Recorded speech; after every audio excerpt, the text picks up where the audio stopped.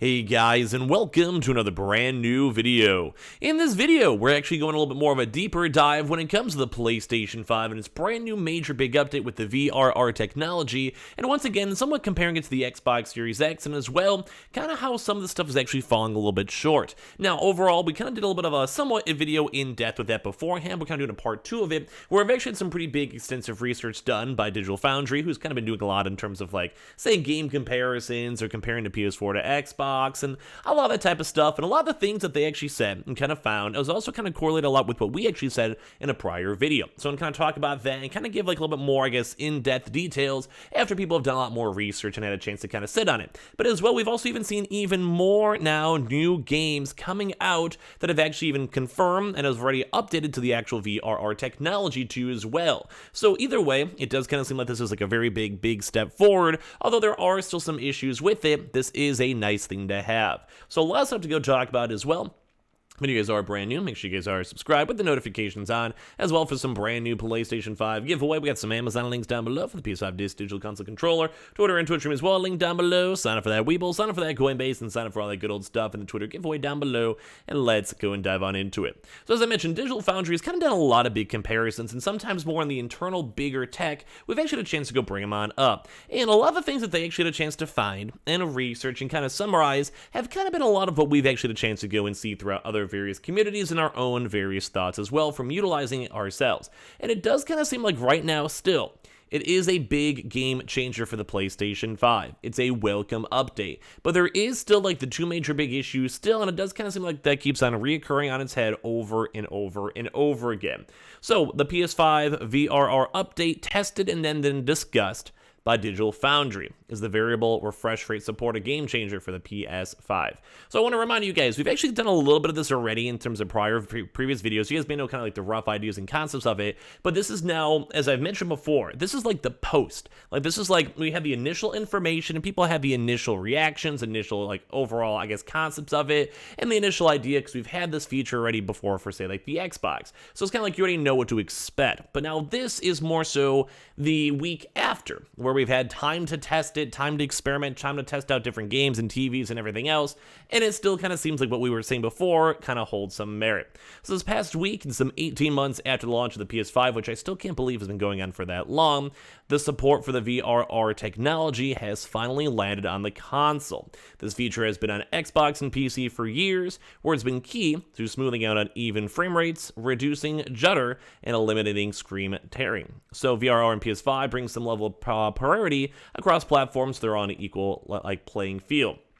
But it's how good is it, and actually where does it succeed, and where does it actually go and fall short? Basically, John Lineman and Alex Badgalia met up to compare notes. This is kind of like a little bit more extensive testing, and one imitation that they noted right away is that VRR doesn't work on every display. So we've actually talked about this before in prior videos, and that's kind of why I think we even made a video discussing like all the potential good best TVs for VRR. VRR is a newer technology in the terms of like the past like 3-4 years. Your TV, if it's more on the newer side, will and most likely have it. If you have the HDMI 2.1 standard, which we'll get to in a second, you will be able to go utilize it. It's like, it's there, it's good. But if you have an older TV, or sometimes like more of an off-brand type style, like not a mainstream, say Sony, LG, and some Samsung TVs, you're not going to be able to go utilize it. Like some of them do, but most of the time they don't have the next updated technology, which is still a big issue because that was the number one big content point for the Xbox. The Xbox actually has a few additional features that actually do allow a lot more TVs and monitors to be able to go utilize it in the first place. So basically what VRR does is we've had a lot of questions on that too as well. It basically synchronizes the refresh rate of the display to the frame rate of the game, but also does have some limitations. And that still, once again, even though we've seen some of this information throughout this week, is again rearing its head up there because it seems like no matter how much you test and how much stuff you do, it's still having those issues in terms of like it needs a few more additional like updates and a few more things they can change and basically optimize to make it slightly better. And I'm sure as the TV standard gets lower and lower and it becomes more price accessible, and make it a little bit better and better and better. So basically the VRR on PS5 only works now with a narrow window defined by the HDMI Forums 2.1 standard, which we covered up before. You need to have that 2.1 HDMI technology because all the previous cords just do not work, and it basically just like it's a good standard. Like if you're still using like basically like I don't know, HDMI 1.0, you kind of know it's just not as new, not as advanced, not able to go like transmit as much like I guess like intelligence between the cores itself. So basically this is between the 48 Hz and 60 Hz on a 60 Hz screen, or 48 and 120 Hz on a 120 Hz screen.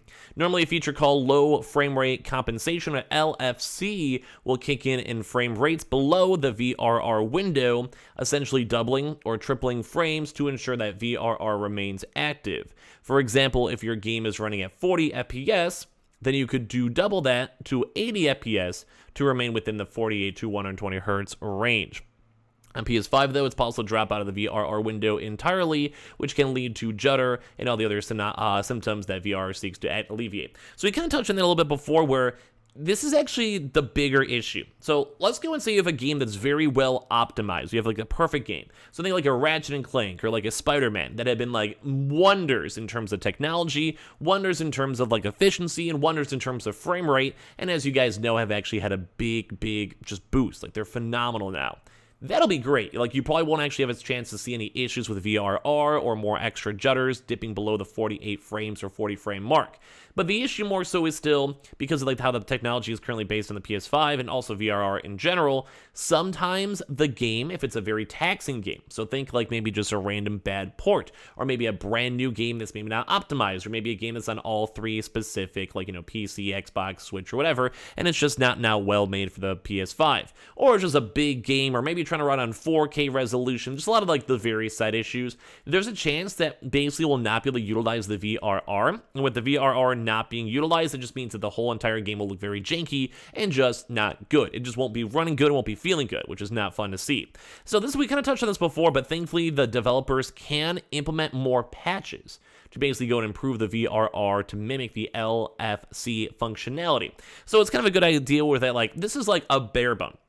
And this is like patch maybe like 1.0, while some things like the Xbox or PC might be on, let's say, hypothetically patch like 1.35, where you can kind of slowly add stuff and slowly fine-tune it and slowly make the actual idea and concept a little bit better as well. So basically, Insomniac has done this basically with titles like Spider-Man and Miles Morales and Ratchet and Clank, and also this game is also able to detect if you're running with VRR enabled on the system level 2, which will also give you unlocked frame rates, and LFC, basically getting the base of the benefit no matter what happens. But the issue is that since it's newer technology, it's rough.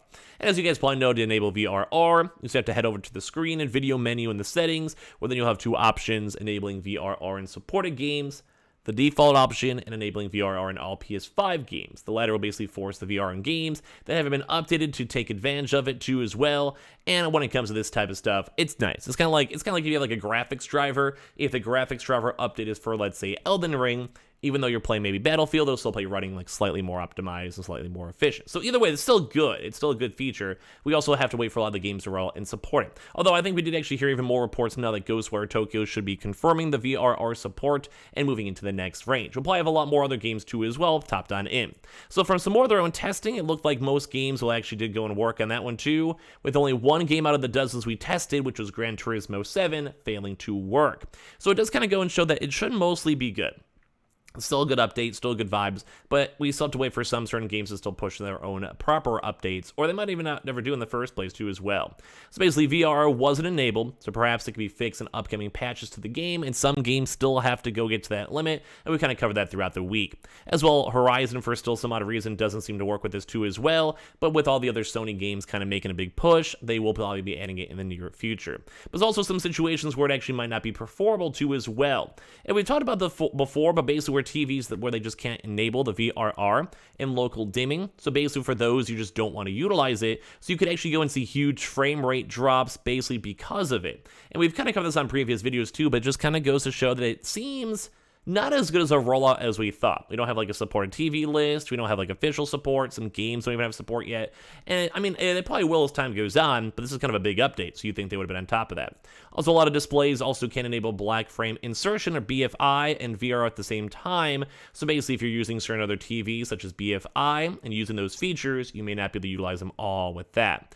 And then basically also people are still curious on if it's still good. Yes, it is still good, but a lot of the other things basically with like a lot of monitors still being locked on out through more extensive testing. Like, this video is more so based on the fact that there has been testing now properly done, and it still has some negatives in terms of the fact of other monitors, some games not able to utilize it. If the frame rate's dropping, it's a little bit on the jankier side, and as well just all the other various features, like some games just don't have it yet. So this could all be cleared up. Like, there's still patches, there's still updates, there's still other things you could add to it, but right now it does kind of seem like the implementation wasn't necessarily bad. It still is a welcome update, but the one biggest issue is that it still needs a little bit more time in the cookbook to make it perfect. So basically, games that basically targeted 60 FPS and missed them a lot of the time. So say a game that's like trying their best to run 60, maybe Resident Evil Village is a good one. Well, the game is mostly running good, but sometimes it would go kind of take out at like, say, a 40 or 35 with a lot more loading or textures or animations or whatever. That would be a great game for VRR, and basically would smooth out everything and make the game even look and feel a bit better. And as well, games that hit a lock 60 FPS, so think a really well-efficient game like Ratchet & Clank and Spider-Man, if they can go and bump up those rates even higher and frame rates even better with uncapping it with VRR, it's great. So basically, I think the really rough idea too as well is that just a lot of stuff is that it's useful, a lot of stuff for VR is good, but it does need to have a little bit more work on it, a little bit more amplification, a little bit more updates, and as the next like 1 to 3 years keep on coming out, more TVs come out, more upgrades on TVs, more games supporting this feature, such as like Gran Turismo and Horizon, it'll be a way better vibe. So that's kind of about it for me, just a little bit more of an update on this stuff, so make sure you guys are subscribed with the notifications on as well for the brand new PlayStation 5 giveaway. Amazon links down below for the PS5 Digital Console Controller, Twitter and Twitch stream as well, link down below, and sign up for that Weeble, sign up for that Coinbase and Twitter giveaway down below, and I appreciate you guys all so much for watching. Love you guys.